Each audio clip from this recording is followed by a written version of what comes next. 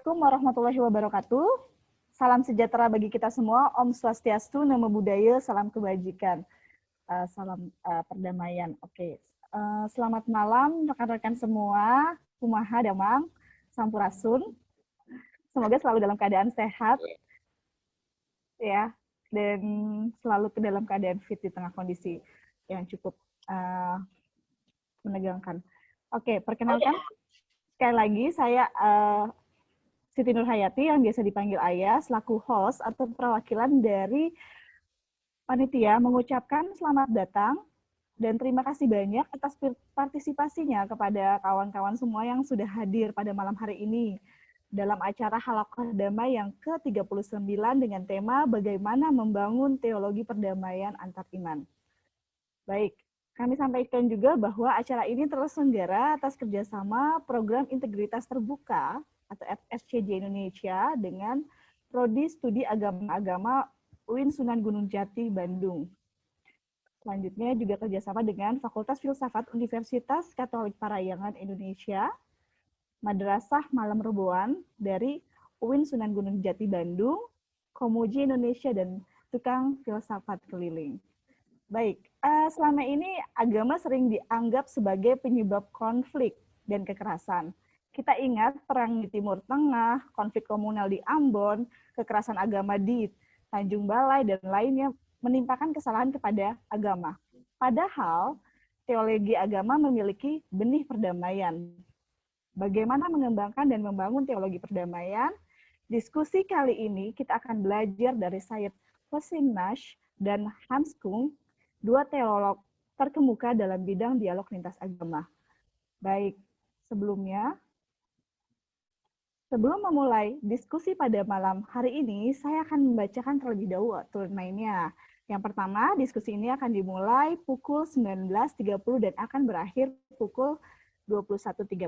Silakan kawan-kawan semua untuk mengambil posisi yang nyaman dan bisa disiapkan segala perangkat kebutuhannya seperti charger, air minum, dan alat tulis untuk mencatat diskusi pada malam hari ini dan menyiapkan pertanyaan kepada narasumber. Yang kedua, ketika diskusi berlangsung, kami akan mute all mikrofon semua peserta. Jika ada pertanyaan atau komentar yang berkaitan dengan tema diskusi pada malam hari ini, silakan share everyone di chat room yang tertera pada Zoom meeting atau room meeting pada hari ini, dan bisa juga menyertakan pertanyaan dalam link live secara YouTube. Pertanyaan yang terpilih akan dibacakan oleh moderator atau host dan akan direspon oleh narasumber. Kami juga akan mempersilahkan kalau ada waktunya cukup akan mempersilahkan beberapa penanya yang bisa bertanya langsung kepada narasumber. Mohon selama presentasi dimulai untuk menutup videonya agar tidak terjadi transmisi koneksi yang menghambat. Yang selanjutnya adalah bahan materi dan e-sertifikat yang akan dibagikan melalui email yang terregistrasi atau terdaftar.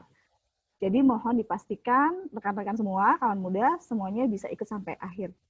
Selanjutnya nanti pada sesi akhir, kita sama-sama akan membuka tampilan video dan melakukan foto bersama dan bisa mengucapkan salam-salam. Selanjutnya, baik, sebelum memulai diskusi, kita dengarkan dulu lagu Kebangsaan Indonesia Raya.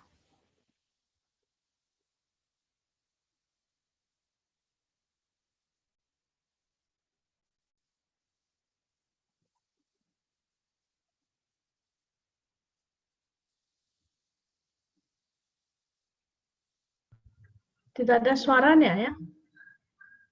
Ayah, tidak ada suara. Sebentar, baik. Baik, sebentar. Oke, saya ulang lagi. Sebentar.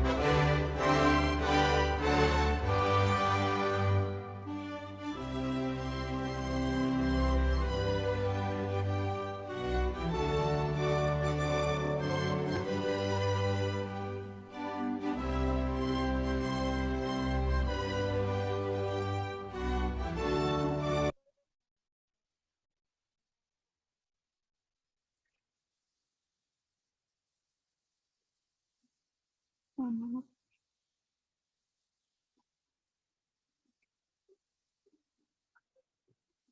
Mohon maaf.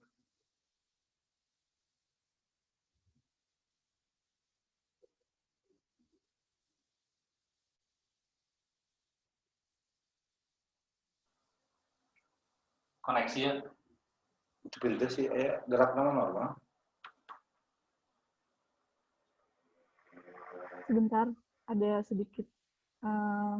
Kesalahan. Sebentar, ada sedikit kesalahan teknis sebentar. Mohon maaf. Dimaafkan.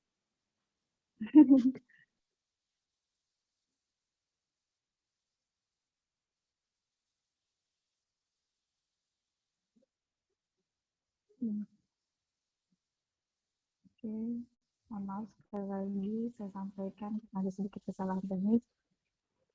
Mari kita dengarkan secara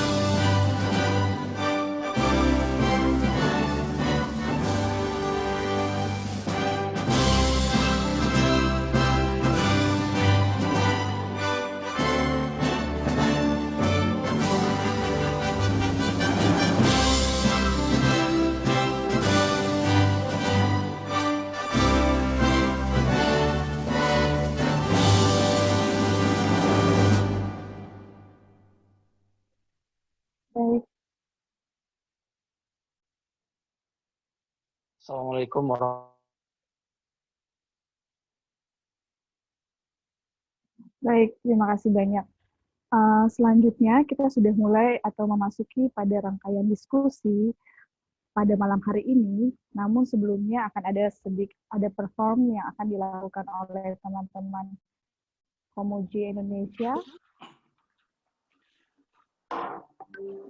Tahan, Kang Firdaus. Assalamualaikum warahmatullahi wabarakatuh.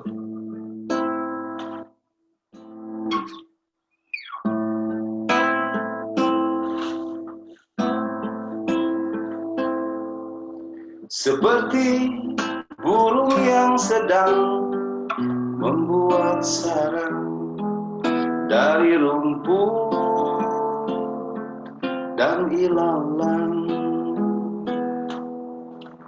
ku susuri setiap keindahan di wajahmu, ku sematkan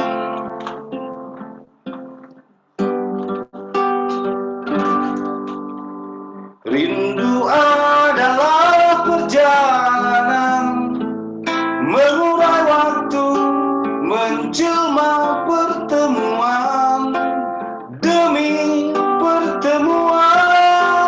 Catatannya tertulis di langit malam, di telaga dan di ujung daun itu. Rindu mengekang menyebut namamu berulang-ulang. Rindu mengekang menyebut namamu berulang-ulang. Oh, rindu mengekang menyebut namamu. Seperti burung yang sedang membuat sarang dari rumput dan ilalang. Ku susuri setiap keindahan di wajahmu, ku sematkan, oh, rindu adalah perjalanan mengurai waktu, menjelma pertemuan demi pertemuan. Catatannya tertulis di langit malam, di telaga dan di ujung daun itu. Rindu mengekal menyebut namamu berulang-ulang. Rindu mengekal menyebut namamu berulang-ulang. Oh, rindu mengekal menyebut namamu. Rindu adalah perjalanan mengurai waktu, menjelma pertemuan demi pertemuan. Catatannya tulis di langit malam, di telaga dan di ujung daun itu. Rindu mengekal menyebut namamu berulang-ulang. Oh, rindu mengekal menyebut namamu berulang-ulang. Oh, rindu mengekal menyebut namamu. Seperti burung yang sedang membuat sarang.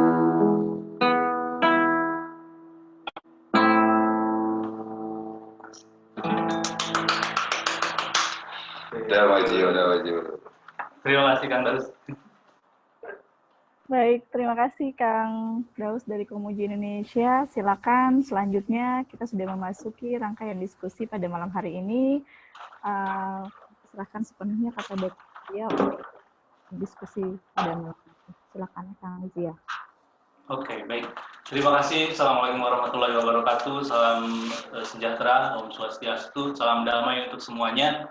Selamat datang kami ucapkan kepada partisipan dan sobat damai dalam acara Halaqah Damai yang ke 39. 39 Halaqah Damai yang sekarang digelar itu kerjasama Unpar, Religious Studies atau studi agama-agama dari S1, S2, S3. S4-nya diwakilkan kepada Madrasah Malam Merwan. Jadi Madrasah Malam Merwan ini mewakili S4. Ya. Di sini hadir bersama kami MMR UIN Bandung oleh Pak Dodi juga Pak Yusuf, berhubung Prof Samu atau Prof Asep Saiful tadi tidak bisa hadir dan beliau sedang sakit. Mudah-mudahan diberikan kesehatan dan setiap orang yang sakit juga diberikan kesehatan semuanya. Sobat damai sekalian, sekarang kita akan bersama dengan Sisjera. Di sini Sisjera sebagai dari RSCJ Indonesia, satu tarekat Katolik khusus perempuan, dan laki-laki anggotanya cuma 2, yaitu saya dengan Daus. Bertiga. Dengan Ami. Dengan Ami. Oke, nah selamat datang Sisjera. Halo, apa kabar Sis? Baik, alhamdulillah. Oke, Sisjera ini awalnya akan berbicara tentang teologi perdamaian antar iman. Ini yang menarik ya, teologi perdamaian antar iman. Jadi memang ada teologi perdamaian, namun jika ditarik pada konteks atau pada realitas antar iman, ini menjadi satu ranah yang lebih khusus lagi, ya, gitu. Lebih spesifik lagi. Apakah perdamaian kita mampu terjalin dengan beda keyakinan? Ya. Karena seringkali truth claim atau klaim kebenaran ini menjadi problem juga. Atau bisa dibalikin ya, apakah keyakinan bisa menjadi sebab perdamaian? Bisa seperti itu, dan itu pun menjadi pernyataan awal dari Sis Aya ketika bilang bahwa agama atau orang beragama atau agama bisa legitimasi untuk. Kekerasan. Nah, membahas satu diskursus tentang teologi perdamaian, namun antar iman. Ya, tadinya memang kita berencana pada melihat dari perspektif Hans Kung dan Seducia Nasr, namun ternyata Cisjera mencari dirinya sendiri. Gitu Kang Daus. Ya, ini persepsi saya, make own story katanya. Cisjera udah S5. Jadi Cisjera udah S5. Oke, kita serahkan S5 ke Cisjera. Oke, begitu. Nah, dalam acara ini teman-teman sekalian, sobat damai sekalian, kami kami melakukan format baru, artinya bukan baru sih, lebih ke ada yang disebut dengan pemantik atau pemandu penanggap diskusi. Penanggap diskusi itu artinya di sini diwakili oleh Mas Yusuf dari MMR dan Pak Dodi dari Prodi Religious Studies. Artinya beliau menanggapi seperti mengasuh, beliau menanggapi juga apa materi, tetapi penanggapan itu pun diharapkan menjadi pemantik kepada teman-teman partisipan yang lain agar ada diskusi, saling tanggap dan lain sebagainya. Berhubung waktu Cisjera, kami menyiapkan waktu 20 menit. Mudah-mudahan cukup. Mudah-mudahan. Kalaupun lebih tinggal WA aja nanti kami kasih waktu lebihnya. Oke, sobat damai sekalian, ini Cisjera akan membahas bagaimana membangun teologi perdamaian antar iman dengan perspektif dari Cisjera sendiri. Silakan Cisjera. Baik, Assalamualaikum warahmatullahi wabarakatuh. Salam sejahtera, salam damai, Om Shanti. Saya mau share screen. Bisa lihat screen saya? Bisa. Bisa. Baik. Jadi hari ini saya akan membagi dengan Anda semua. Saya mau selamat datang kepada Anda semua dan secara khusus pada Pak Prof. Asep, Dr. Dodi dan Pak Yusuf dan semua orang yang hadir dalam Halokodama yang ke-39 ini. Topik yang saya diminta untuk membagi adalah bagaimana membangun teologi perdamaian antar iman. Benar, awalnya menurut Seducia Nasr dan Hans Kung, tapi saya pikir saudara-saudari sekalian, dalam wadah ini, dalam Halokodama ini, cukup banyak kali saya bahas tentang dua tokoh ini. Sampai Anda juga punya dalam tangan Anda beberapa buku saya dan yang terakhir yang diterjemahkan oleh Kang Zia dalam bahasa Indonesia. Jadi kalau Anda mau tahu lebih banyak tentang Seducia Nasr dan Hans Kung, silakan saya mengundang Anda untuk baca buku-buku ini. Jadi untuk hari ini fokus saya bukan Hans Kung dan Nasr secara mutlak, tetapi saya mau kita lihat sedikit berbeda dengan cara dengan premis bahwa kita semua cari bagaimana membangun teologi perdamaian antar iman. Jadi saya berani katakan bahwa kita sebetulnya bersama mencari teologi baru untuk agama-agama. Ada banyak buku, ada banyak tokoh, termasuk Michael Barnes dan yang lain-lain, yang tulis tentang theology of religion, teologi agama-agama. Tidak ada, saya belum menemukan, dan saya pikir teman-teman saya di sini belum menemukan khusus teologi perdamaian. Nah, dalam PowerPoint yang pendek ini, saya mau menawarkan 3 bagian untuk membantu kita membangun teologi perdamaian. Kalau kita lihat mulai dengan definisi, ini beberapa kata dalam dari beberapa sudut pandang. Irene, ini dari bahasa Yunani, konsepnya, implikasinya harmoni dan keadilan, sekaligus kita punya perdamaian kalau kita melawan kekerasan fisik.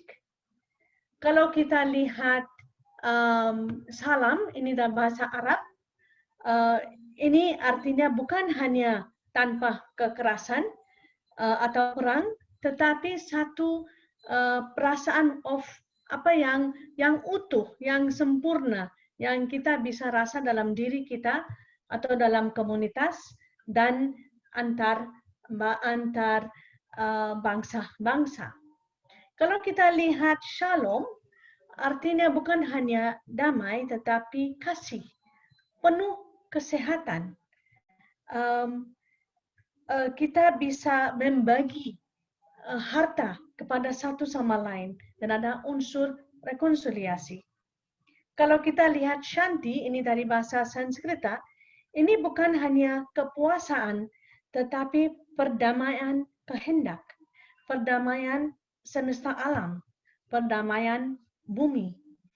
Kalau kita lihat kata Ping, itu dari Cina, ini harmoni atau persatuan atau integrasi antara yin dan yang. Kenapa Bapak Ibu saya mau kita lihat ini? Karena seringkali kita menyamakan kata-kata ini sebagai damai. Seringkali kita katakan, oke, damai, salam, shalom, shanti, ping, damai. Tetapi setiap kata ini punya arti yang berbeda.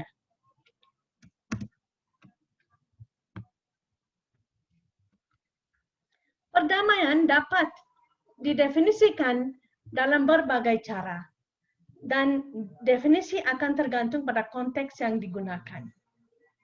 Yang saya katakan sering didefinisikan sebagai tidak ada perang. Sederhana, tapi definisi itu terbatas. Hal ini berbeda dengan definisi lebih baik, banyak digunakan lainnya seperti sebagai perdamaian dengan keadilan atau damai pribadi. Ada analisis Global Peace Index didasarkan pada dua definisi sederhana. Dua definisi ini memiliki sejarah panjang dalam studi perdamaian. Perdamaian negatif dan perdamaian positif.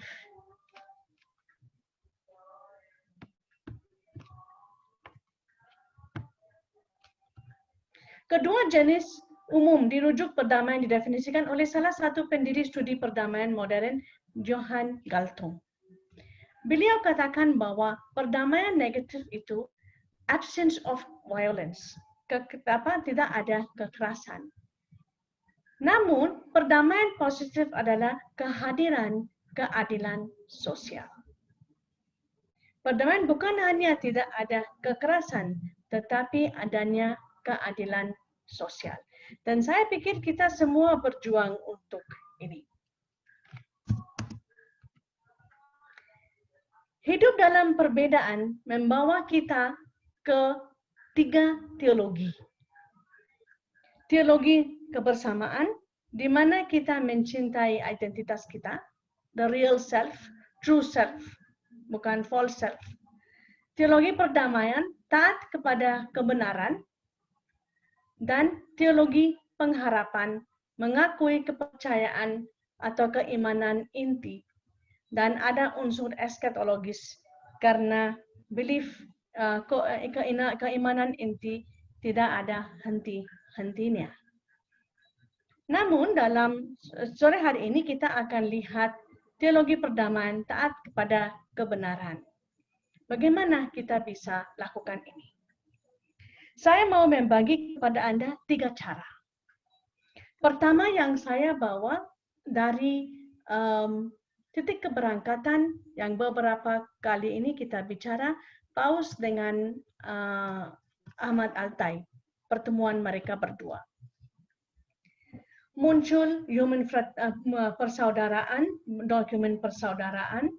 Setelah itu lanjut lagi dengan Human Fraternity Day.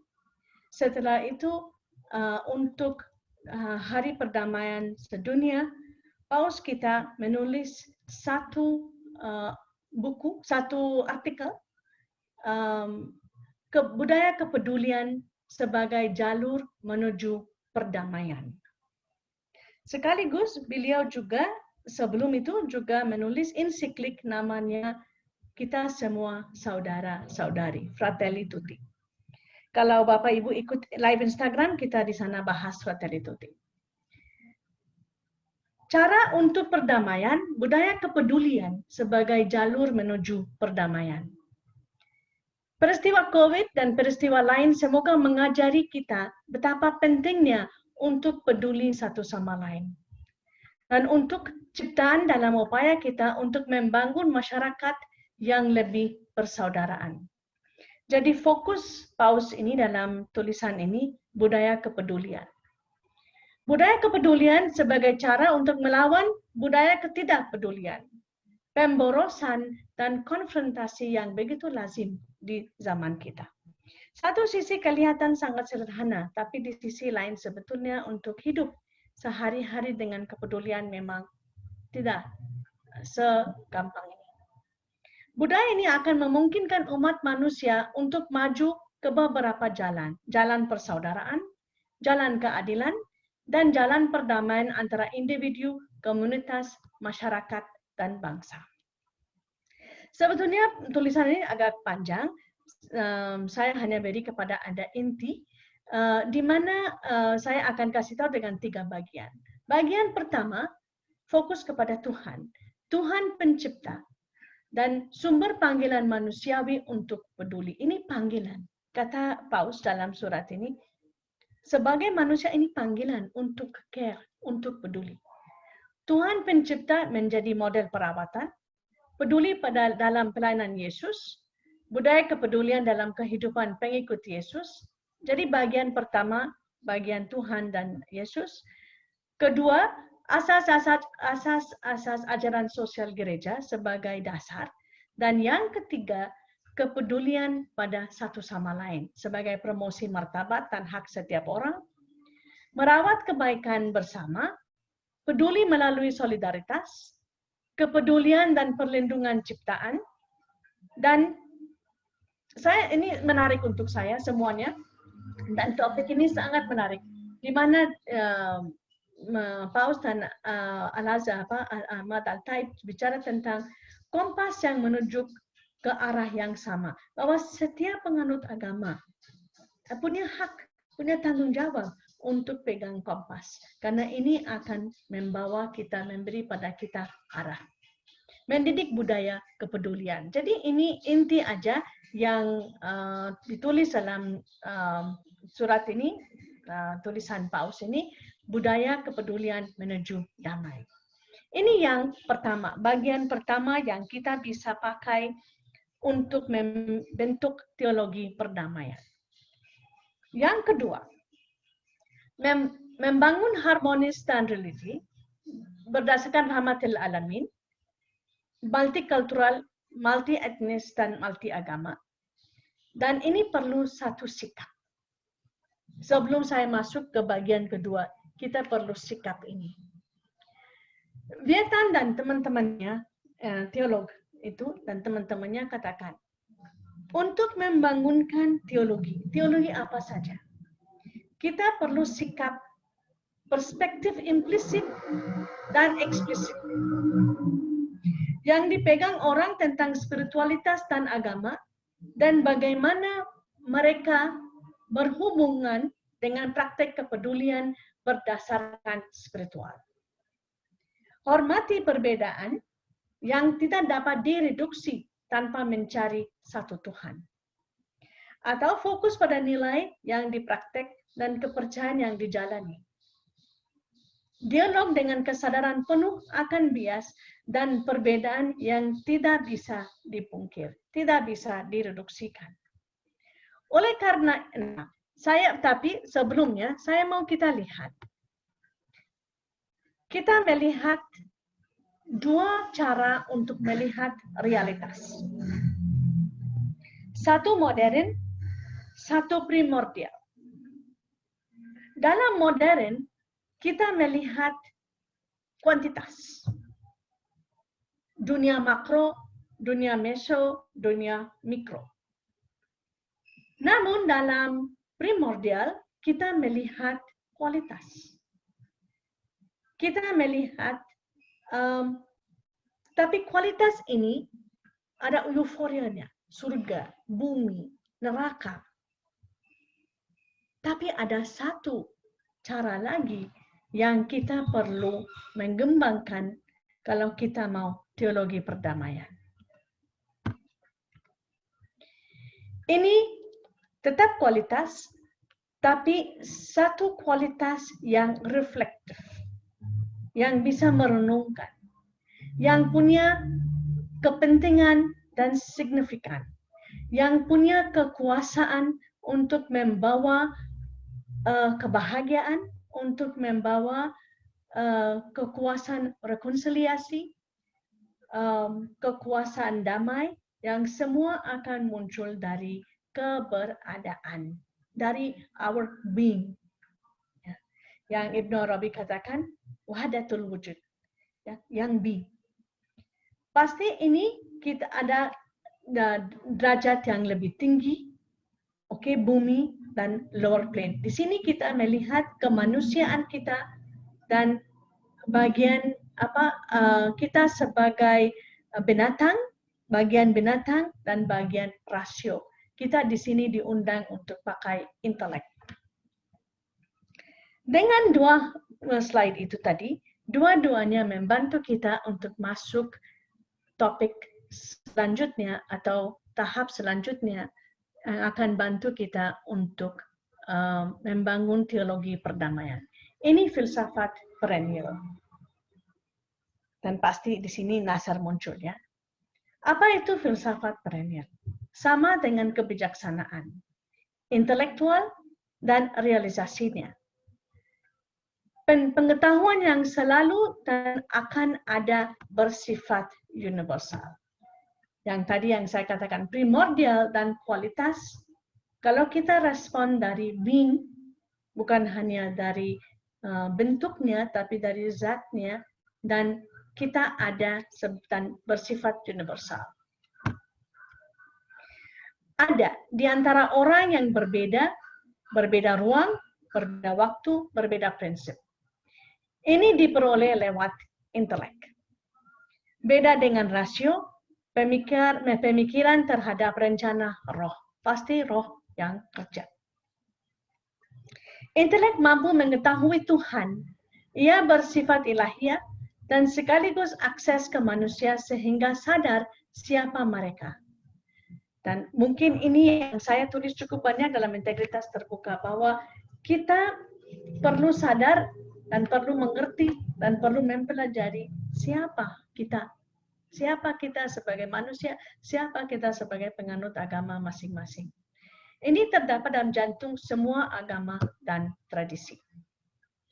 Jadi kalau kita katakan dalam hati setiap agama ada doktrin, ada petunjuk yang concern terhadap semesta alam sebagai realitas dan satu metode yang bisa membawa kita ke yang nyata.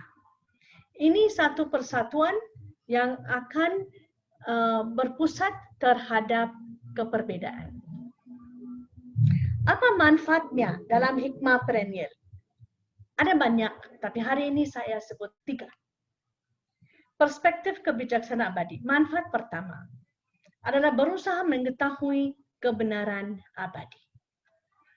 Untuk itu, manfaatnya kita perlu mencintai Tuhan, mengenal Tuhan, dan sadar bahwa segala sesuatu datang dari Tuhan. Ini sangat universal. Ini tidak hanya monopoli satu agama. Ini dari sini kita dapat kekuatan untuk bisa melampaui hal-hal yang menjadi hambatan antara satu sama lain. Ini manfaat pertama dari hikmah perennial. Manfaat kedua, kata di filosof perennial katakan bahwa dari terlibat dalam kebijaksanaan atau filsafat perennial muncul dari efek terapi, seperti punya efek terapi. Apa efek terapi? Bahwa perjumpaan dengan kebenaran seperti yang diungkapkan dalam tradisi lain dapat mempengaruhi pemahaman sendiri tentang kebenaran. Ketika kita bertemu orang yang beda dari kita, beda iman, cara mereka untuk menjelaskan atau untuk mewujud nyatakan, terjemahkan iman dalam hidupnya mempengaruhi pemahaman kita sendiri, dan pengakuan kebenaran dalam agama asing bisa membangkitkan pemahaman yang tidak aktif tentang agama sendiri. Mungkin sampai sekarang ada beberapa hal yang dormant, yang tidur ya dalam diri kita. Tapi ketika kita bertemu orang dari beda iman, akan membangkit iman kita sendiri. Kemudian akan menjadi lebih efektif dalam kaitan dengan perjalanan seseorang. Ini kedua. Ketiga, dan sangat penting dalam filsafat perennial. Dan salah satu hal yang sangat mendesak di zaman sekarang di dalam pertemuan agama adalah kita mengenali kebenaran dalam berbagai bentuk. Ini kelebihan kalau kita bertemu satu sama lain. Kita menjadi lebih kaya karena kita tahu betapa kaya Tuhan. Artinya kita dapat mengenali Tuhan dalam kepercayaan, tradisi, atau agama tetangga kita. Dalam situasi dunia kita, dalam situasi negara kita, tidak ada kekurangan kesempatan untuk mengakui kebenaran dalam berbagai bentuk. Ini manfaat ketiga. Untuk kenal kebenaran dalam beberapa bentuk. Jadi dari sini kita bisa lihat agama bukan historis. Historis untuk manusia, tapi transhistoris. Historis atau fenomenologi ini dari luar, lahiriah. Namun transhistoris, perennial ini dari dalam. Realitas metafisika merupakan realitas yang tidak hilang oleh dunia psikofisik, di mana manusia bisa berfungsi. Realitas tertinggi melampaui semua ketentuan dan batasan. Tidak hanya ibadah dan iman saja, tetapi asal yang ilahi, divine origin. Polanya terletak dalam intelek ilahiyah.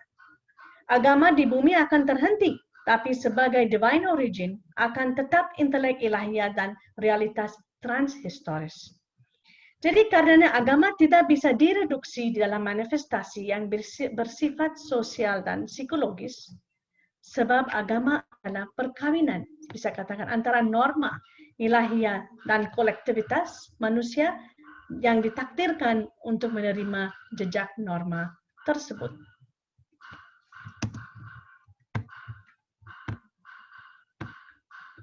Sehingga secara otomatis agama mempunyai eksoterik, dimensi yang luar, dan esoterik, dimensi batin dan dalam. Kalau kita lihat objek filsafat, objek filsafat adalah objek filsafat perennial adalah agama, Tuhan dan manusia,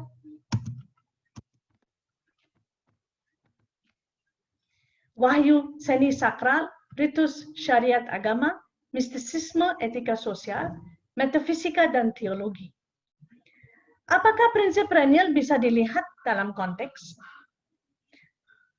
Kita lihat dari dua hal, dari kepenuhan dan kekosongan. Ada dua kemungkinan. Pertama, seperti yang dipahami tradisi Timur adanya aku tertinggi. Ini kutub subjektif. Kedua, imanen tergantung tingkat kesadaran dan kecerdasan intelektualitas. Agama bukan hanya kunci memahami agama tertentu as such, ya, tapi juga alat perjalanan menuju ilahiyah, yaitu kehidupan manusia itu sendiri. Jadi mungkin akan kelihatan sedikit seperti ini. Ada beberapa, sebetulnya yang kita sudah punya waktu untuk lihat. Kalau kita bicara tentang perdamaian, kita perlu bicara tentang kekerasan atau hal-hal yang tidak membawa kita berdamai. Tapi bukan dalam forum ini, tidak ada waktu. Tapi kita bisa lihat level of peace. Harmoni dengan sumber sakral, harmoni dengan semesta alam, tapi paling dalam adalah damai pribadi. Respect diri, sumber daya yang ada dalam diri kita sendiri, sumber-sumber yang ada dalam diri kita sendiri, dan pasti di sana ada kasih dan harapan. Jadi yang tadi katakan tiga teologi sudah ada dalam diri kita. Dan seperti ini levels of peace. Yang teologi perdamaian perlu melihat satu-satunya karena ini semua universal. Kesadaran kita. Nah, kalau kita lihat tadi, ini membawa kita kepada kesadaran. Jadi, damai itu intrinsik. Kita semua lahir dengan kedamaian, tapi yang kedua juga ini consciousness. Kalau pertama saya katakan bahwa kepedulian menjadi, budaya kepedulian menjadi menuju ke perdamaian. Kedua, filsafat perennial. Yang ketiga, saya mau bawa kita ke kesadaran. Ini saya akan pakai istilah-istilah Sanskerta yang kita dapat dari agama Hindu. Di sana ada katanya bahwa sejak awal kekuatan karakter sangat penting untuk perdamaian. Disebut Shat Sampati. Shat Sampati artinya 6 kekayaan yang bisa membentuk kita untuk menjadi kuat dalam karakter dan untuk menerima teologi perdamaian yang kita bahas sekarang. 6 kekayaan. Pertama, ini Shama. Artinya atau kata Shanti yang kita sering pakai muncul dari kata Shama. Artinya ketenangan pikiran. Ketenangan batin, ketenangan pikiran. Ini satu kualitas yang kita semua perlu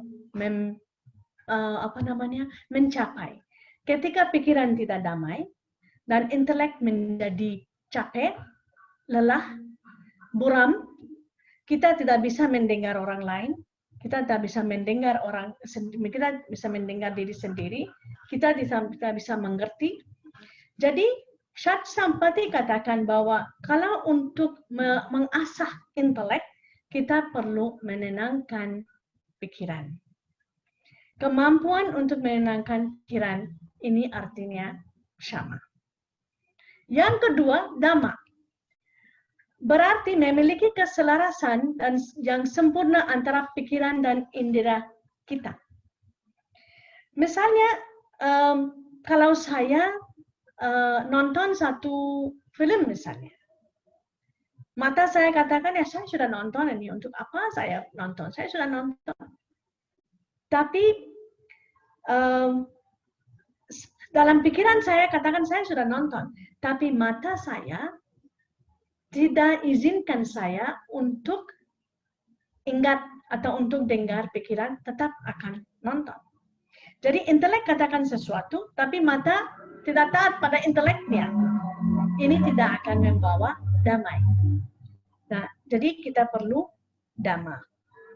Yang ketiga, Titiksha.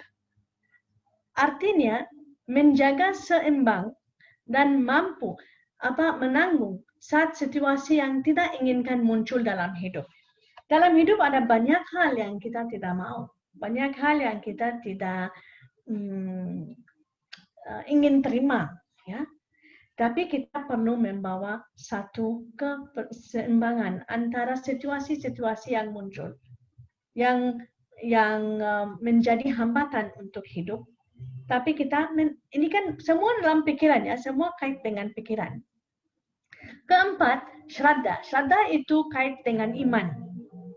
Bahwa kita perlu percaya, iman hanya menjadi penting, atau memang kita perlu iman kepada hal yang kita tidak tahu. Ya. Kalau kita sudah tahu, kita tidak perlu iman. Keyakinan selalu ada pada sesuatu yang tidak Anda ketahui. Namun Anda merasa keterhubungan dengan yang tidak Anda ketahui. Kelima, Uparati, berarti menikmati apapun yang Anda lakukan. Meskipun itu hal kecil, atau meskipun ini sesuatu yang sebetulnya langsung tak suka, tapi ya saya akan menikmati. Artinya memiliki rasa antusias terhadap apapun yang Anda lakukan. Dan yang keenam, samadana, berarti kepuasan. Ini juga hadiah, kekayaan sejati. Seseorang yang puas menumbuhkan rasa sukacita tertentu dari dalam. Dan Galtung juga pernah katakan bahwa damai yang ada dalam diri kita ya, menjadi sungguh-sungguh damai kalau kita bisa membagikan damai ini atau bisa membangkitkan damai dari hati orang lain. Ini hanya akan terjadi dengan rasa puas. Tertentu yang ingin dimiliki semua orang. Jadi ini 6 hal dari Sampati yang bisa menjadi bagian ketiga untuk membangun teologi perdamaian. Dan pasti kita bisa kembali ke agama kita masing-masing dari Lukas, kemuliaan bagi Allah di tempat yang maha tinggi dan damai sejahtera di bumi di antara manusia yang berkenan kepadanya. Atau dari Al-Quran, salam sebagai ucapan selamat dari Tuhan yang maha penyayang. Atau hai jiwa yang tenang, kembalilah kepada Tuhanmu dengan hati yang puas lagi diridhoinya dan masuklah ke dalam surgaku. Atau dari Dalai Lama, inner peace katanya is the principal character of happiness. Dan kita tahu setiap agama punya peraturan emas. Kesimpulannya, apa yang kita lihat sore hari ini, teologi perdamaian bisa berdasarkan terhadap budaya kepedulian, kepada filsafat perennial, dan kepada 6 kekayaan. Sekian dan terima kasih. Baik, terima kasih. Silakan Zia. Atas penjelasannya, Zia tadi mengajukan 3 hal yang bisa membangun perdamaian antar iman. Makanya di sana dari Hindu, dari Islam, kemudian dari Katolik tadi sudah dimunculkan sebagai potensi-potensi damai di mana agama mampu melegitimasi upaya-upaya perdamaian yang dilakukan oleh manusia. Sobat damai sekalian, di akhir tadi Sis Jera dengan sangat apik menyajikan 3 kesimpulan, yaitu yang pertama tentang budaya kepedulian, dan itu diinspirasi dari 3 dokumen sebenarnya yang sudah dibangun sejak 2011, yaitu tentang The Common Word, kemudian Human Fraternity, lalu yang terakhir setelah Human Fraternity dengan terinspirasi dari Paus dan Al-Azhar, kemudian memunculkan Fratelli Tutti, itu sebuah ensiklik. Nah, dari 3 dokumen ini, dan dokumen ini terus dirayakan oleh berbagai pihak, ya dirayakan oleh dunia, dan kemudian PBB pada tanggal 4 Februari menyatakan bahwa 4 Februari adalah Hari Persaudaraan Sedunia. Dan ini Sisira tadi mengajukan tentang budaya kepedulian, karena budaya kepedulian bisa membangun atau bisa menjadi kompas kita dalam membangun persaudaraan, keadilan, dan perdamaian. Kemudian kedua adalah Sisira menawarkan tentang filsafat perennial yang dikembangkan oleh Syed Hussein Nasr, di mana salah satu filsafat perennial ini membicarakan tentang agama, dan ada beberapa hal yang menarik dalam filsafat perennial yang tadi kita bisa dengar bersama, yaitu filsafat perennial berusaha mengetahui kebenaran abadi, juga adanya perjumpaan dengan kebenaran yang lain. Nah, jadi ada kebenaran abadi, tetapi di dalam proses ke sana kita akan menemukan kebenaran-kebenaran yang lain. Lalu kemudian, jika kita menemukan kebenaran yang lain, maka seringkali menurut filsafat perennial, potensi iman kita akan muncul karena kita mendengarkan atau karena kita mengetahui kebenaran dari agama asing. Jadi agama yang lain membangun loh. Agama saya juga mungkin seperti ini. Itu yang menarik. Kemudian yang terakhir adalah agama bukan historis tapi transhistoris. Nah, sebenarnya berbagai hal ini bisa kita didiskusikan. Ini menurut bagi saya juga agama bukan historis tapi transhistoris.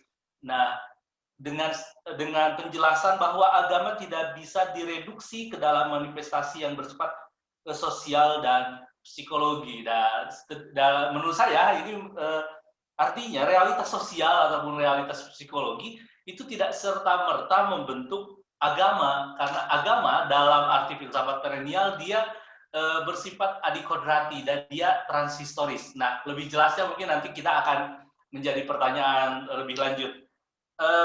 Baik, di sini ada Pak Dodi. Pak Dodi ada? Ada. Oke, Pak Dodi bisa bertanya, menanggapi yang jelas, bertujuan untuk membangun diskusi ini biar lebih seru. Silahkan Pak Dodi sebagai penanggap diskusi pertama, bisa 10 menit maksimal, silahkan Pak Dodi. Ya, terima kasih. Bisa terdengar ya? Ya, ada. Oke. Berat sekali mengikuti paparan tadi ya, sangat mendalam dari Sis Jera, yang itu adalah bidang yang tidak saya kuasai sebetulnya di bagian-bagian akhir itu. Nuansa filsafatnya sangat kuat di situ.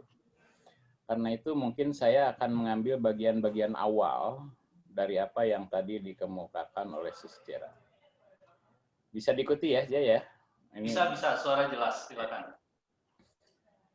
Kalau dilihat dari judul yang disajikan tadi, saya mencatatkan ada 3 istilah penting, yaitu yang tentu harus dicermati.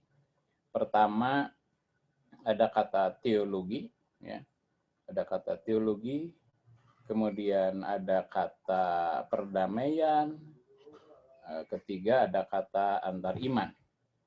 Ya, 3 istilah ini yang menjadi catatan saya. Teologi, tentu konsep ini berkaitan erat dengan pengakuan tentang keyakinan, ya, atau tentang kuasa Tuhan, ya, keyakinan tentang kekuasaan Tuhan. Karena salah satu tema dari teologi kan itu ya, tentang kuasa Tuhan.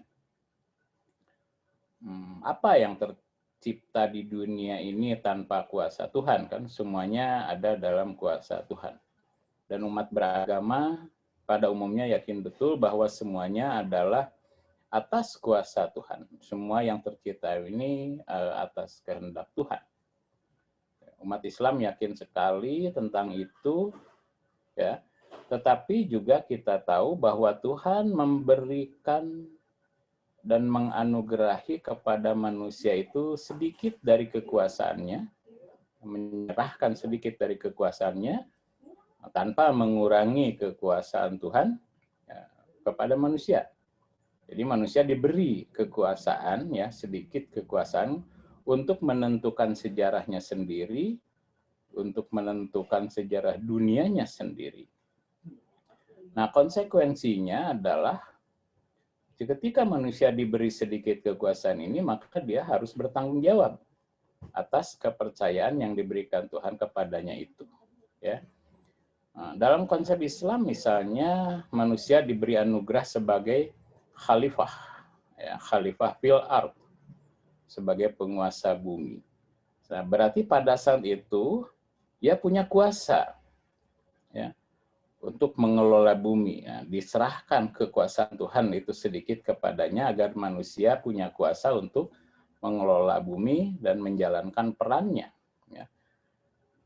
Dan konsekuensinya tentu ia juga harus bertanggung jawab atas planet bumi itu, ya, dalam posisinya sebagai khalifah. Maka ia juga dengan demikian harus peduli atas kelestarian planet bumi, ya, dengan segala isinya ini. Dan jika ia mampu melaksanakan tugas itu, maka planet ini akan terpelihara baik, ya, hingga pada saatnya nanti. Dan jika tidak, maka manusia bertanggung jawab atas apa yang terjadi itu. Itu yang pertama, jadi konsep tentang Tuhan atau teologi tadi.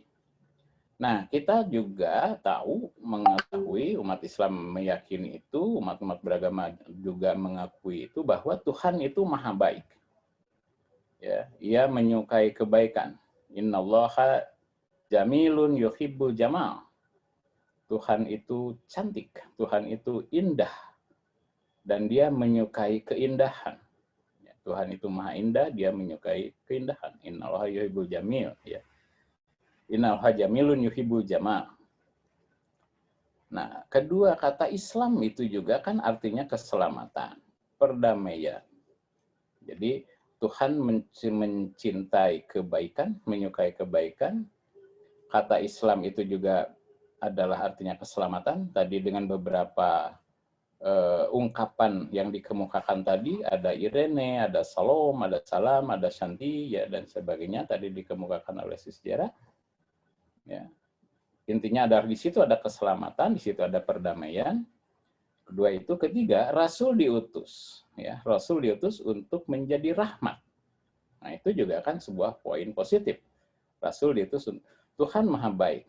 Dia mencintai keindahan. Islam itu keselamatan. Rasul diutus untuk menjadi rahmat lil alamin, untuk semua, untuk semesta. Jadi ini adalah nilai-nilai yang harus dijaga dalam konsep teologi tadi. Nah, jadi itulah frasa, kata-kata atau ungkapan-ungkapan yang sejalan dan sesuai dengan sifat-sifat Tuhan itu sendiri. Sesuai juga dengan tujuan agama Islam. Sesuai juga dengan tujuan diutusnya para nabi. Nah, di sini ada keselarasan ya dengan tadi istilah-istilah Irin, Salom, Salam, dan Shanti tadi ya.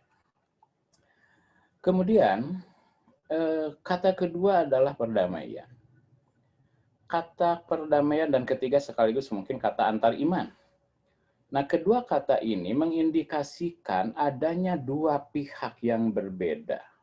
Kalau kata damai, kita mau kata damai kan tentu karena dia didasarkan atas realita bahwa ada situasi tidak damai antara dua pihak. Ya, kata damai kan mesti melibatkan dua pihak. Kita berdamai sendirian dengan siapa kan itu juga tidak dipahami. Jadi ada dua pihak. There are two sides, ya, dua pihak yang ada di situ sehingga muncul konsep perdamaian. Antar iman, nah ini penegasan. Ternyata yang dimaksud dua itu adalah antar iman. Dua atau lebih tentu saja ya. Nah ini mengindikasikan bahwa ada perbedaan.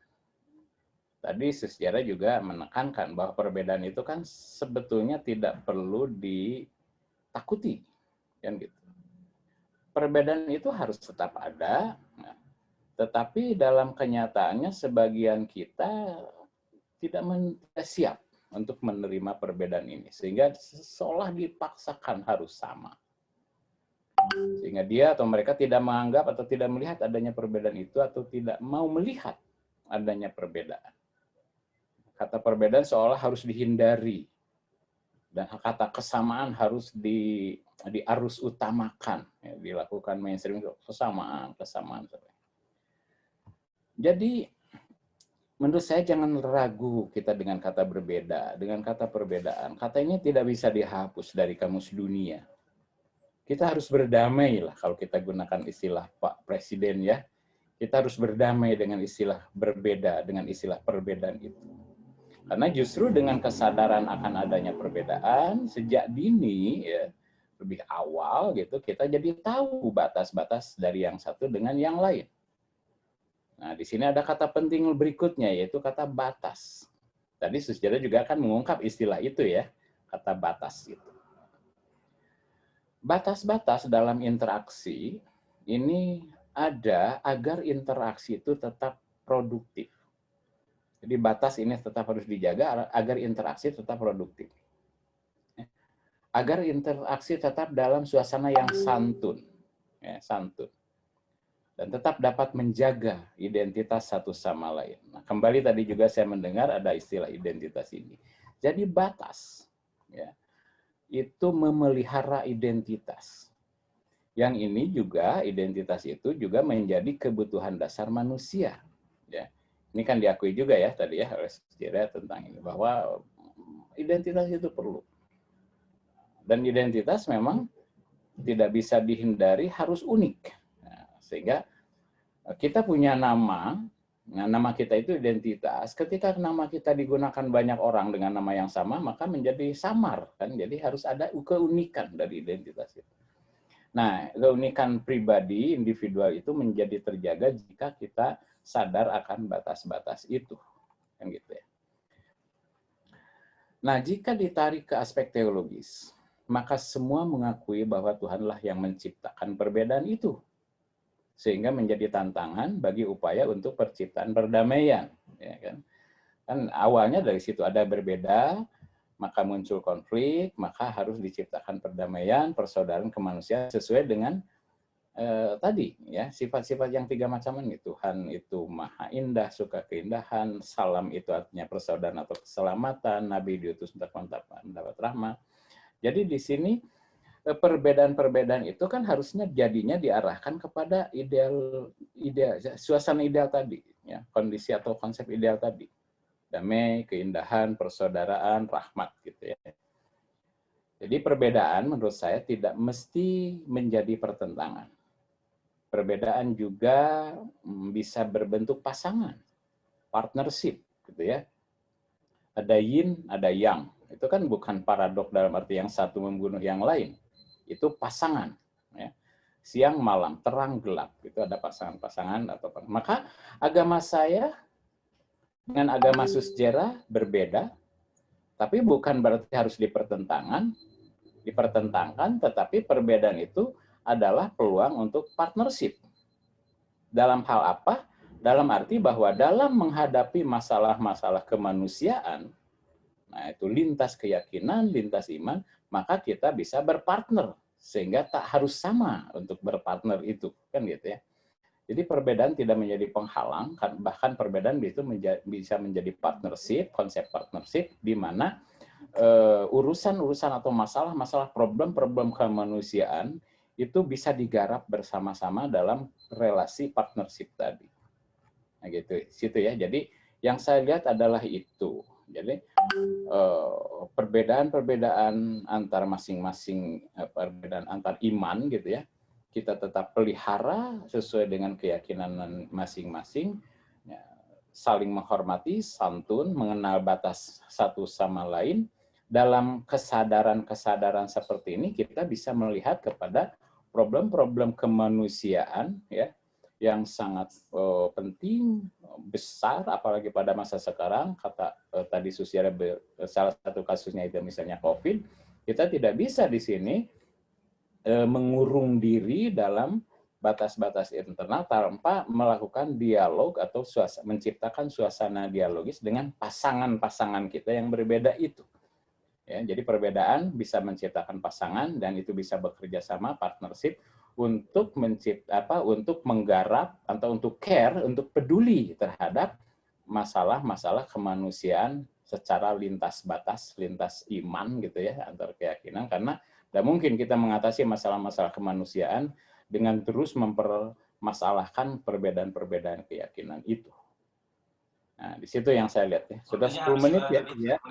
10 menit. Ya. Kasih. Nah, kita ini pemantik saja untuk perdalaman diskusi nanti. Terima kasih, Susjara. Iya. Terima kasih, Dr. Dodi. Terima kasih, Pak. Oke, tentang batas-batas tadi banyak dieksplorasi juga bagaimana di dalam Islam tentang perdamaian ini menjadi perhatian. Dan tantangannya adalah perdamaian pada antar imannya. Nah, ini yang dibangun melalui teologi. Dengan tadi Dr. Dodi meng-highlight masalah batas-batas. Oke. Kita akan lanjut kepada pemantik yang kedua, penangkap isu yang kedua, Mas Yusuf. Kami persilahkan. Ya, cek. Oke, ada Mas, ada. Oke. Sip, thank you. Oke.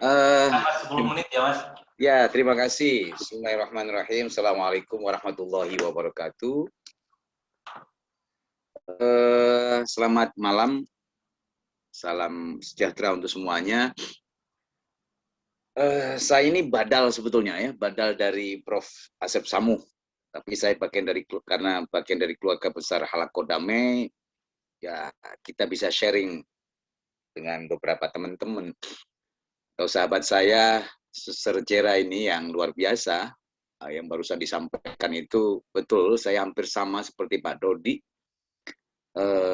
karena bukan bidang saya dalam filsafat, apalagi filsafat Pereni ya, yang luar biasa itu, meskipun saya berkali-kali baca Wittgenstein tentang filsafat Perenia, masih belum begitu paham betul itu, karena memang harus menjiwai kalau bicara filsafat agama. Ya, saya akan melengkapi apa yang sudah disampaikan oleh Pak Dodi ya dari aspek yang lain, paling tidak dari religious studies-nya ya. Saya melihat bahwa apa yang disuarakan oleh Suster Jera ini merupakan kepedulian manusia, seorang manusia mungkin hampir sama semua manusia seperti itu terhadap persoalan-persoalan yang terkait dengan konflik. Gitu. Jadi kalau bicara damai, apa yang barusan disampaikan oleh Pak Dodi, jadi kita tidak bisa lepas dari lawannya damai, yaitu konflik. Kalau Pak Dodi menyebutkan itu adalah pasangannya, bisa jadi seperti itu. Karena ketika kita bicara, karena Tuhan tidak menciptakan satu sumbu ya, Tuhan selalu menciptakan dua sumbu. Jadi kalau nggak damai ya konflik, kalau nggak siang yang malam dan seterusnya, kira-kira gitu. Nah, saya coba melihat dari aspek antropologi ya, bahwa dari aspek antropologi bahwa manusia ini homo homonulupus gitu ya. Jadi homo homonulupus itu manusia itu bagaikan serigala sebetulnya. Jadi watak dasar manusia itu ya mereka sudah ada potensi untuk konflik. Gitu. Itu ketika mereka dilahirkan, manusia ini ada potensi itu. Selain potensi yang lawannya adalah damai. Nah, dalam kitab suci agama manapun, termasuk agama-agama besar, bahkan agama indigenous religion itu, banyak yang menceritakan dalam kitab sucinya terkait dengan dua watak manusia itu, yaitu watak damai dan watak konflik tadi itu. Maka diperkuat lagi secara teologis dalam kitab suci itu, cerita surga neraka menjadi bagian yang sangat besar menghiasi catatan-catatan kitab suci. Banyak menceritakan tentang contoh-contoh orang yang baik dan orang yang buruk gitu, orang yang jahat maksud saya. Nah, dua karakter ini kan sebetulnya merupakan ya secara antropologi lagi-lagi merupakan sesuatu watak manusia yang tidak bisa kita lepaskan dari kehidupan di dunia ini. Nah, pertanyaannya, ketika agama dihadirkan di muka bumi, apakah agama bisa memperkecil potensi konflik yang pada akhirnya kalau konflik itu tidak diperkecil akan mengurangi populasi manusia, bahkan bisa merusak alam ini, kira-kira begitu. Maka agama hadir di muka bumi dan agama menawarkan alternatif jalan keselamatan gitu. Hidup di dunia, jalan keselamatan di dunia maupun di akhirat atau hari akhir nantinya. Kalau kita baca-baca kitab suci gitu ya, baik itu Al-Qur'an, mungkin Perjanjian Baru, Perjanjian Lama, lalu Toreh gitu ya, Torah maksud saya, atau Yahweh dan seterusnya, kitab-kitab suci, Weda, Konghucu dan yang lain, seringkali saya lihat banyak menceritakan bagaimana manusia harus mencari selamat di dunia dan setelah mati, hidup setelah mati. Gitu. Jadi cerita-cerita purba ini gitu ya, yang yang ditulis dalam kitab-kitab suci, agama-agama klasik sekalipun, agama kuno sekalipun, sudah banyak yang membicarakan atau menceritakan tentang persoalan-persoalan watak dasar manusia itu. Nah, maka ketika agama menawarkan jalan keselamatan, kalau kita generalisir gitu ya, hampir semua agama menawarkan tentang perbuatan baik gitu. Kalau dalam bahasa Islam adalah amal soleh gitu.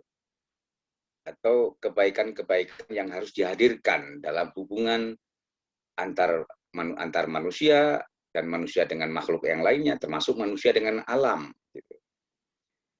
Nah, apa yang tadi disampaikan oleh Suster Jera, persoalan kepedulian sosial gitu dan keadilan itu persis seperti yang hampir kita lihat dalam beberapa teks ajaran kitab suci ya, termasuk di Islam. Seperti misalkan selalu di ajaran Islam itu amanu wa amilu solihat gitu.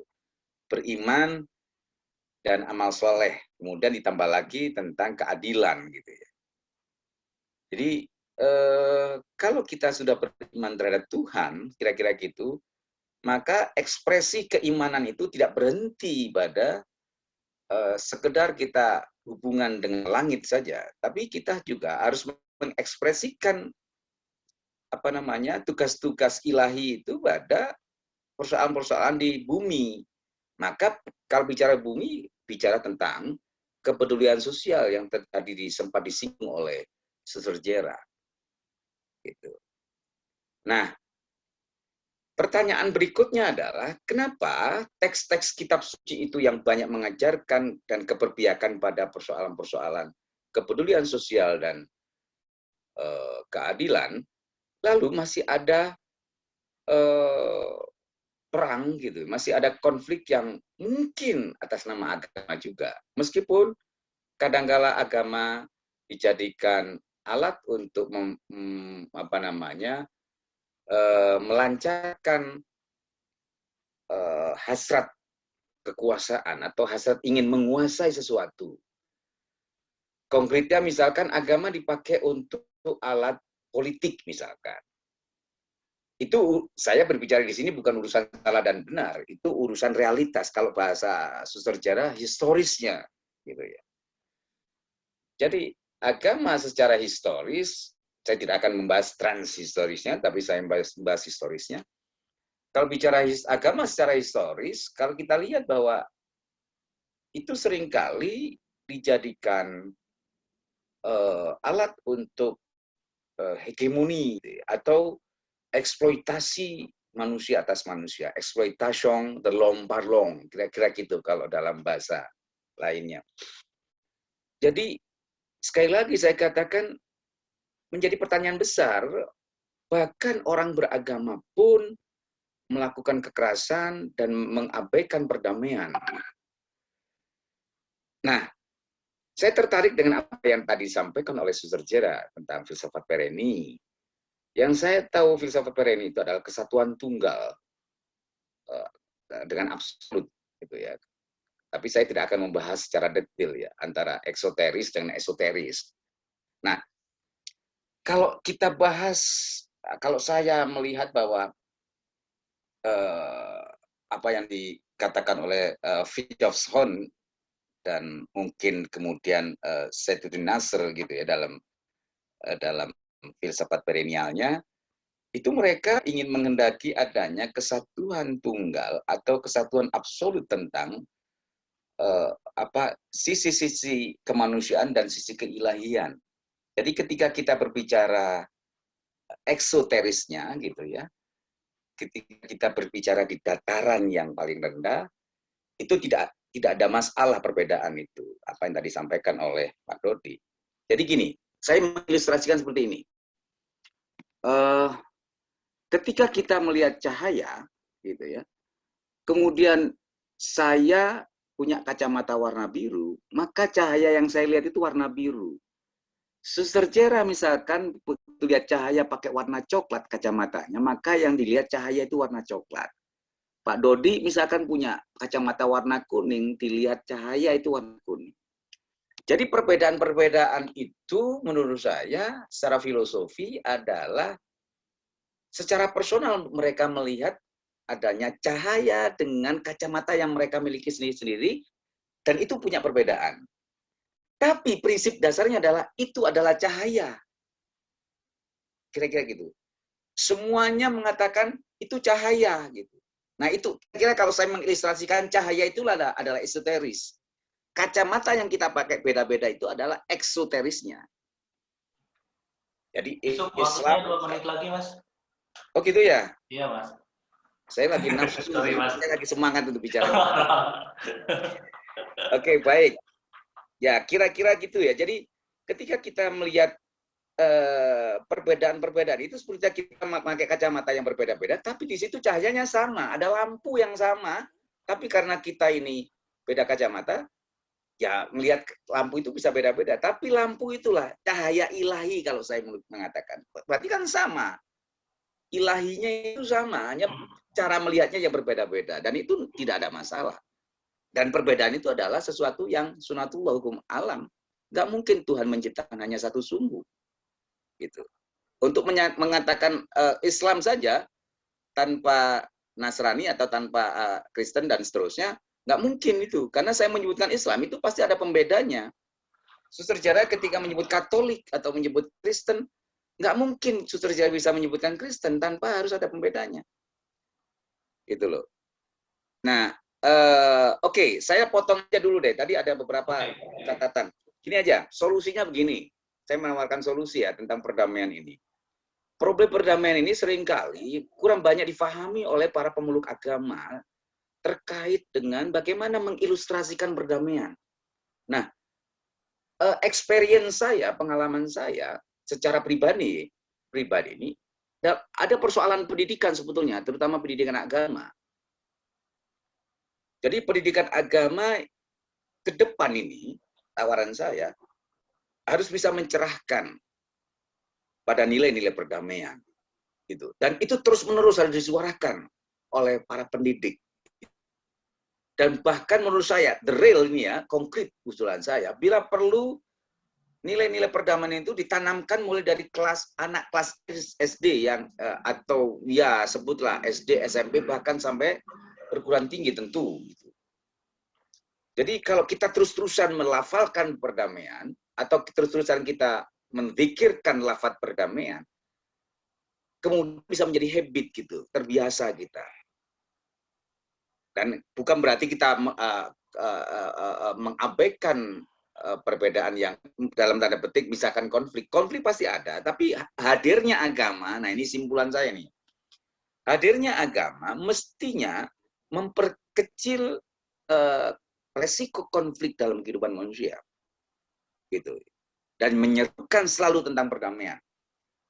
Para agamawan dalam ceramah gitu ya, dalam ceramah-ceramah baik itu di mimbar-mimbar masjid, mimbar tempat ibadah, itu yang dimunculkan ayat-ayat perdamaian mestinya, gitu. Oke. Saya kira itu ya sebenarnya masih banyak, tapi nggak apa-apa lah Zia. Nanti kita bisa diskusi. Ya. Ada apa namanya waktu lagi. Thank you, terima kasih. Oke, terima kasih Mas Yusuf. Kita masih ada waktu sekitar 40 menitan. Oke, Sis Jera, mungkin sebelum kita akan beri waktu teman-teman Sobat Damai untuk bertanya, Sis Jera bisa menanggapi dari dua penanggap tersebut. Juga sekaligus ada yang ingin ditanyakan sebetulnya dari saya, yaitu halo Sis Jera. Sis Jera, halo. Iya, saya di sini sih. Ya. Oke. Yang ya tadi berdasarkan dari dua penanggap tadi, ada satu yang saya coba menyederhanakan dengan satu pertanyaan, yaitu karena di sana ada budaya kepedulian dan ada sikap dalam melihat dunia. Nah ini kan keywordnya itu sikap melihat dunia melalui filsafat perennial. Nah sebetulnya secara sederhana, bagaimana menggunakan filsafat perennial untuk membangun kepedulian tersebut. Dengan berbagai pernyataan dari Pak Dodi, juga Pak Yusuf tentang realitas yang ada, baik sisi antropologi ataupun tadi dari sisi teks tentang teologi perdamaian sendiri. Bagaimana kita secara sederhana menggunakan filsafat perennial ini untuk membangun budaya kepedulian tersebut di dalam perspektif sejarah. Silakan Sis Jera, mungkin waktunya sekitar 5 menit atau lebih. Saya mungkin akan respon pada Pak Dodi dan Pak Yusuf, dan juga kepada pertanyaan Zia, semuanya dengan cara yang sama. Dengan apa yang saya katakan ini, saya pikir akan jawab tiga-tiganya. Tadi terima kasih kepada Pak Dodi dan Pak Yusuf untuk tanggapannya. Saya sangat terkesan dengan apa yang Pak Dodi katakan, bahwa ini kan dua pihak yang berbeda gitu, dan kita bicara tentang perbedaan atau batasan dan seterusnya. Saya mau kembali ke Nasar. Nasar fokus kepada ini, dan Nasar bicara tentang integrasi jiwa, dan beliau katakan bahwa kita hanya bisa mengerti hal seperti ini kalau kita lihat dari sudut pandang metafisika. Kenapa? Ketika kita bicara tentang Tuhan, dari agama apapun, Brahman, Allah, Tuhan yang Maha Esa, Yahweh, Allah Bapa, yang apa saja, responnya dari penganut agama atau pengakuan dari penganut agama bahwa ini mutlak, ini absolut. Jadi fokusnya kepada, kalau kita lihat metafisika ya, ini absolut. Terus, jadi dia katakan kita harus selalu ingat kebenaran metafisika ini, bahwa kesatuan itu dalam yang tertinggi dan absolut. Terus dia juga katakan bahwa ada bahaya kalau kita mau menjadi satu, tapi tenggelam dalam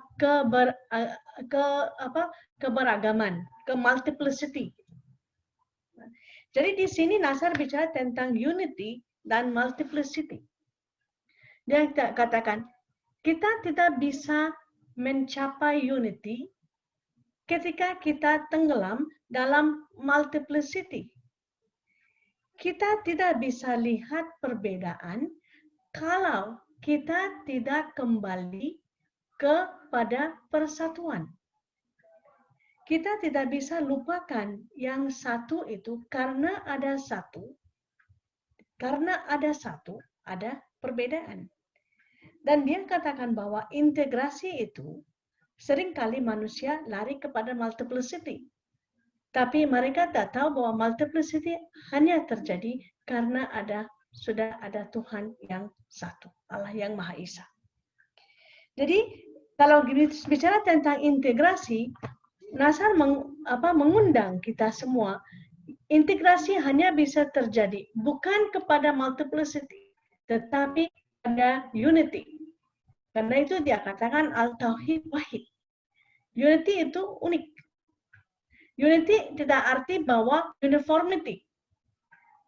Unity tidak arti bahwa kita semua menjadi satu. Saya suka Pak Yusuf tadi contohnya tentang kacamata yang berbeda warna. Benar. Tapi ini tidak arti bahwa kalau kita semua menjadi satu, kita semua jadi pakai kacamata warna sama. Tidak.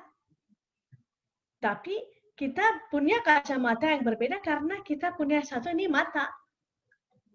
Jadi saya sangat terkesan dengan bagaimana Nasar bicara tentang integrasi dan dia tidak bicara tentang integrasi begitu saja, tetapi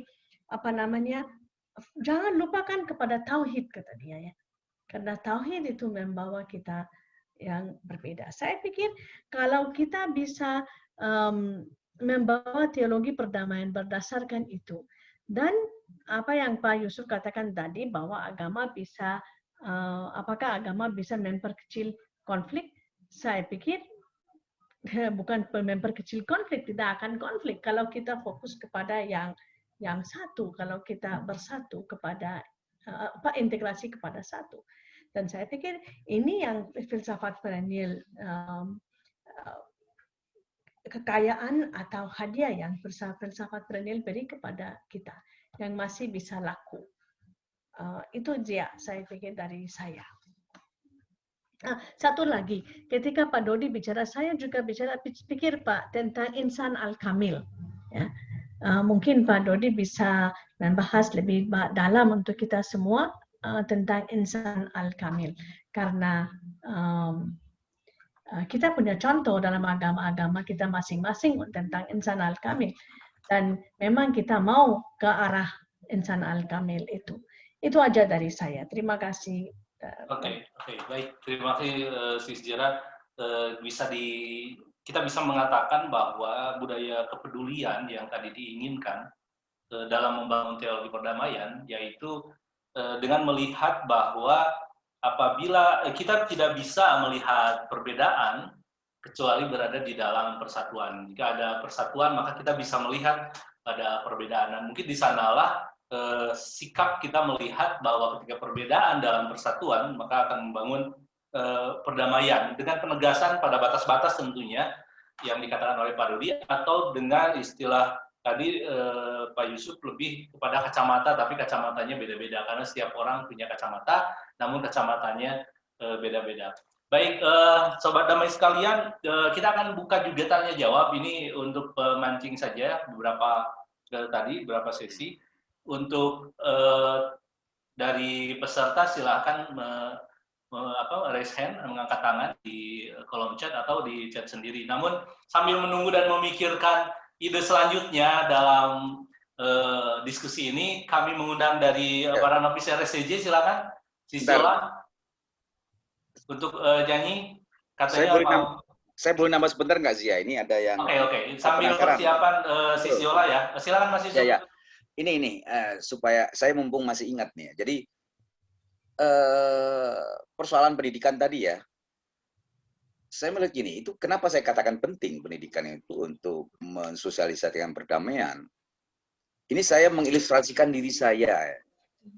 Ketika saya terdidik di pendidikan agama atau sekarang SAA ya. Kemudian saya gaul dengan kawan-kawan yang sama satu frekuensi. Lah, di situ spirit perdamaian saya muncul gitu. Nah, maksud saya pendidikan seperti inilah yang bisa kita share gitu ya. Bisa kita bagikan ke semua, ya tentu nggak akan semua ya. Paling tidak coba kita tularkan modal seperti ini. Misalkan kayak Suster Jera, Pak Dodi, Zia dan kawan-kawan yang memang peduli pada persoalan isu-isu perdamaian karena bertolak dari pendidikan gitu loh. Nah, bagaimana cara menularkan itu? Apalagi misalkan tawaran Suster Jera tentang filsafat perennial. Itu luar biasa menariknya ya. Tapi bagaimana membumikan filsafat perennial ini yang bisa akhirnya difahami oleh semua orang. Itu memang nggak gampang. Kalau saya harus bicara bahwa Suster Jera, saya berharap Suster Jera bisa menjadi dewa Hermes gitu ya. Anda harus bisa menjahit, menginterpretasikan filsafat perennial ke dalam bacaan-bacaan atau ke dalam diskursus yang lebih simpel yang akhirnya bisa difahami oleh masyarakat biasa. Nah, ini penting ya. Kenapa penting? Tidak semua orang bisa seperti kita semua gitu. Proses kontemplasi, proses edukasi dan mungkin kontemplasi itu kan membutuhkan waktu yang cukup lama. Apalagi kaitannya dengan filsafat. Nah, perennial ini saya tadinya berharap begini ya. Tadi saya baca-baca bukunya Suster Jera itu hasil disertasi. Saya mikir ini Suster Jera kalau lebih kerennya kalau dibahasakan dengan bahasa yang mungkin dibantu dengan Zia ya, bahasa-bahasa yang lebih simpel gitu. Kalau para akademisi mungkin no problem, tapi kan bagaimana ini dalam rangka menyuarakan perdamaian, menyuarakan tentang toleransi yang sejenisnya. Kira-kira kayak begitu ya Zia dan Saudara Zia. Mohon maaf saya waktu nih. Oke, terima kasih Mas Yusuf. Kami memanggil sebelum kita pada diskusi selanjutnya, silakan teman-teman novis dari RSCJ. Kita break sebentar menyanyikan lagu sambil memikirkan pertanyaan yang akan diajukan di diskusi ini. Silahkan, Sisiola. Pak Jaya dengar suara kami? Oh, ada. Silahkan. Oke. Videonya. Selamat malam untuk kita semua. Kami dari Novisiat RSCJ ingin menyumbangkan sebuah lagu. Selamat menikmati. Apakah bisa membuka video?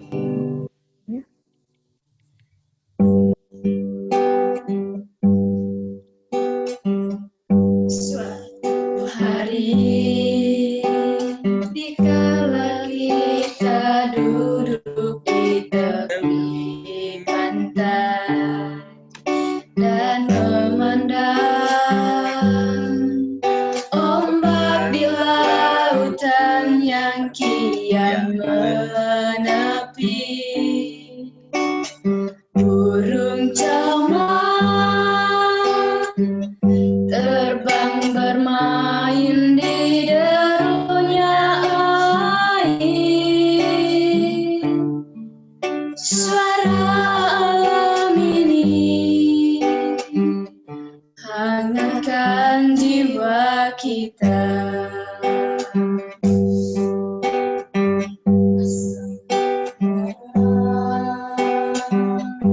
Sinar surya perlahan mulai tenggelam. Suara gitarmu melautkan melodi tentang cinta.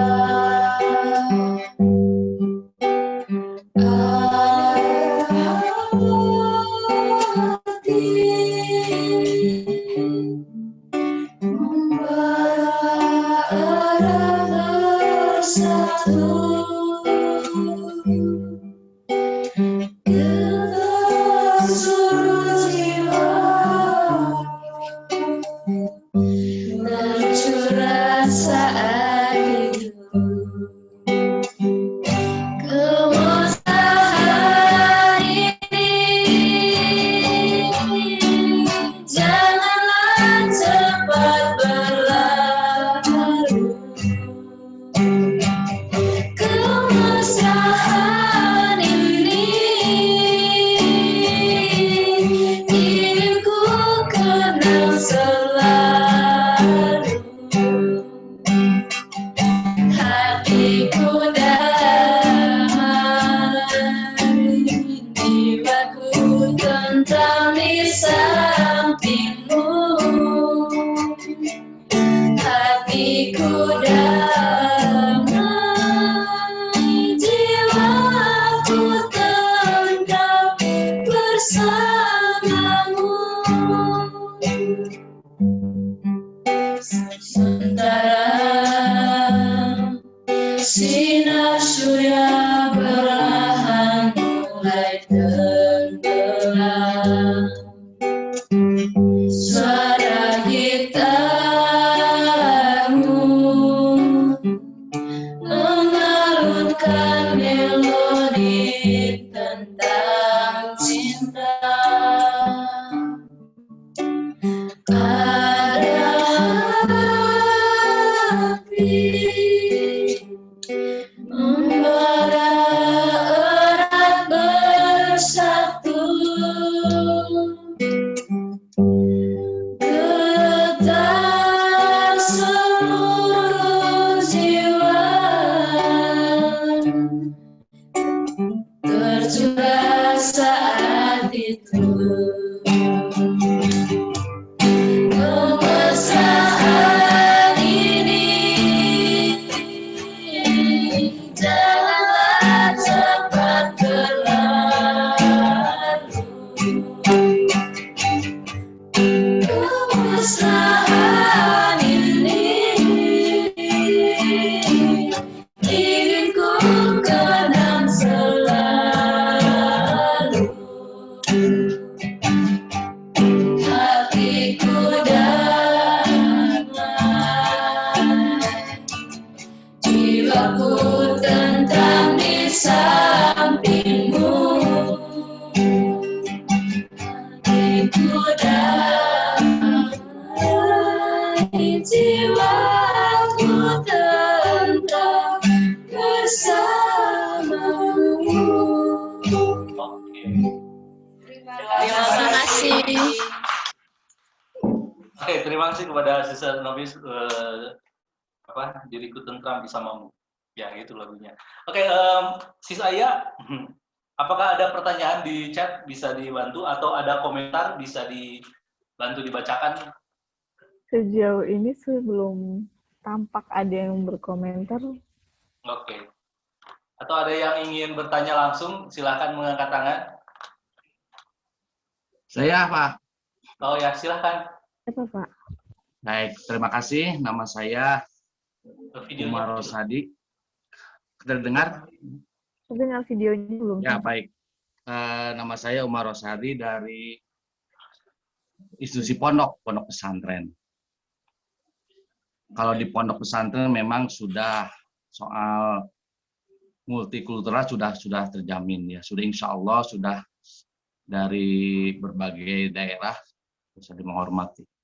Tapi saya tadi sangat menarik dengan pendidikan yang diungkap oleh Pak Yusuf. Karena begini, dalam pendidikan itu di mana yang harus kita mulainya gitu ya Pak Yusuf ya. Karena kan kalau dalam pemahaman di tafsir-tafsir atau di kalangan Islam itu kan selalu kembali kepada Al-Quran hadis itu sendiri. Dalam Al-Quran hadis dikatakan dalam Al-Quran inna dina indal Islam. Sesungguhnya di Allah itu adalah Islam. Nah ini kan dengan nada-nada begini sehingga kita bagaimana caranya kita tetap memegang Islam gitu ya. Tapi dengan ayat tadi itu menjadi ayat-ayat yang menjadi ayat bukan egois tuh ya, bahwa yang paling benar itu ya Islam. Ini perubahannya gitu Pak Yusuf nih dalam pendidikan itu, apakah dalam pemahaman terhadap Al-Quran itu sendiri? Banyak Al-Quran yang mengatakan harus keras kepada kufar gitu ya, sehingga pada waktu kemarin NU mengatakan bahwasanya di negara kita tidak ada orang kafir, tapi adanya non Muslim gitu ya, non Muslim, sehingga itu diserang juga. Jadi begini, saya ingin bertanya kepada Pak Yusuf, dimulainya dari mana ini pendidikannya ini? Karena kalau di pesantren itu ya jelas lah, kalau sesama di masyarakat ataupun ini tetap kita. Tapi pada waktu meloncat kepada beda agama ya memang agak susah juga karena ini berbanding dengan pemahaman kita terhadap satu kitab suci gitu ya dalam Islam. Kalau memang berusaha kalau di NU ya memang berusaha untuk damai dengan seperti tadi yang saya katakan, juga ansor-ansor juga menjadikan menjaga-jaga dari gereja, tapi tidak cukup itu gitu ya. Damai itu bukan berarti salaman gitu ya, beres gitu ya. Belum sampai ke sana juga. Banyak sekali di Bandung ada FKUB gitu kan ikhtiar juga gitu ya, ikhtiar juga untuk merajut perdamaian. Tapi memang tidak mudah ya karena dari segi pendidikannya pun pada waktu pertama kali kita belajar sudah dihadapkan dengan kitab-kitab suci dan pemahamannya. Jadi ini mulainya dari gimana nih? Jadi agak ruwet juga kalau bagi kali ini ya. Sehingga pada meninggalkan kitab suci juga gimana? Apakah memang seluruh agama jadi benar gitu ya kan repot juga gitu ya. Terima kasih. Inilah ini mah curhat aja lah. Terima kasih. Terima kasih Pak Umar Rosyadi atas curhatnya.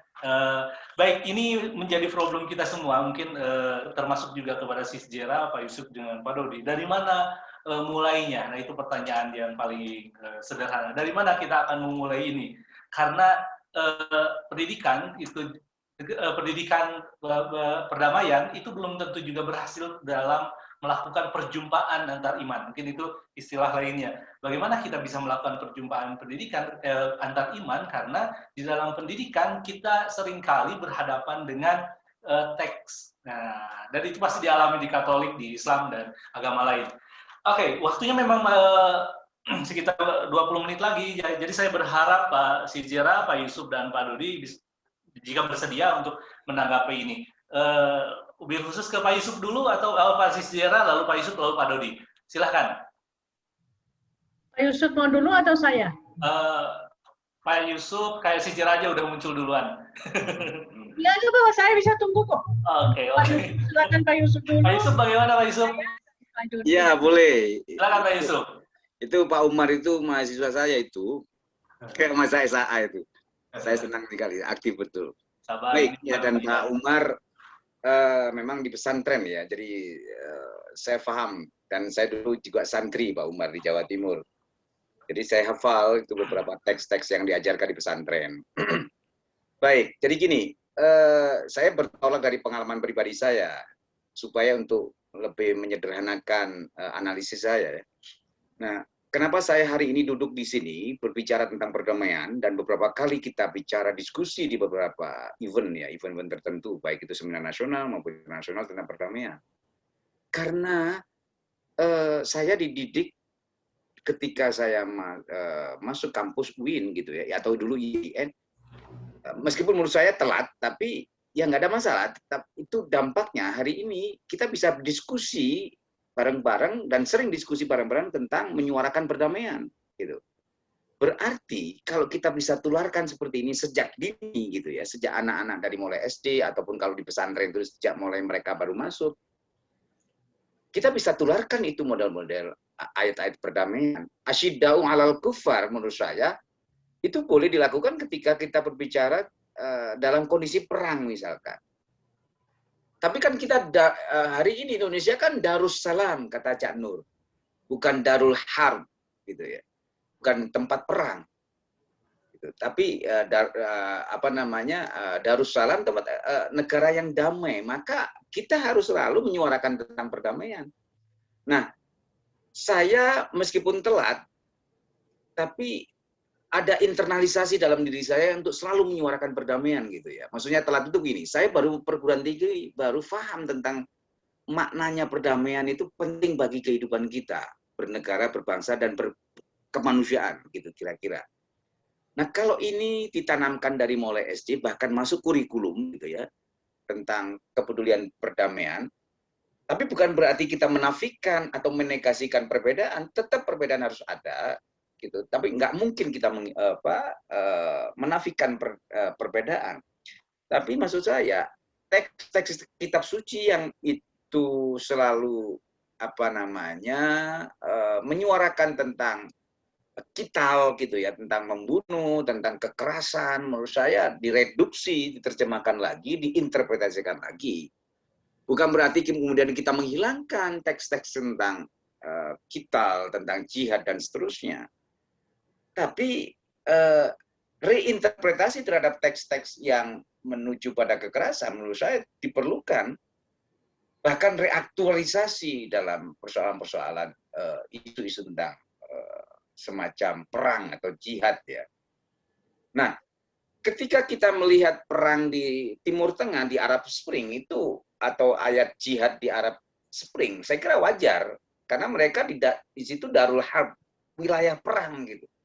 Saya tidak mempersoalkan perang itu karena perbedaan konsep teologi ya antara Syiah dan Sunni misalkan atau dengan yang lain.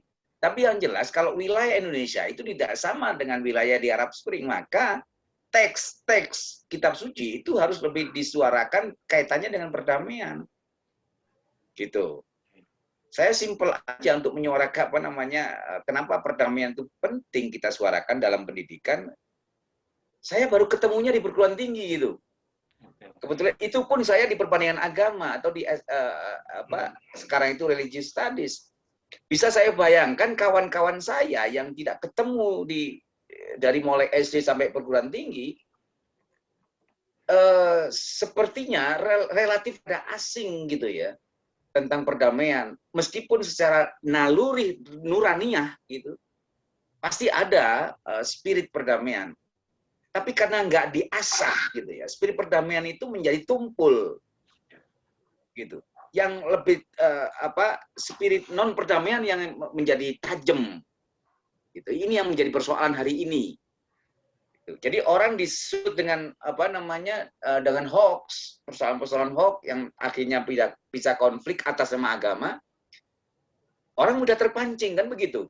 Oke. Nah, saya kira itu ya dari saya. Nanti kita bisa diskusi lagi kalau ada banyak waktu. Tentu Pak Yusuf. Tentu. Silakan Sis Dira untuk menanggapi.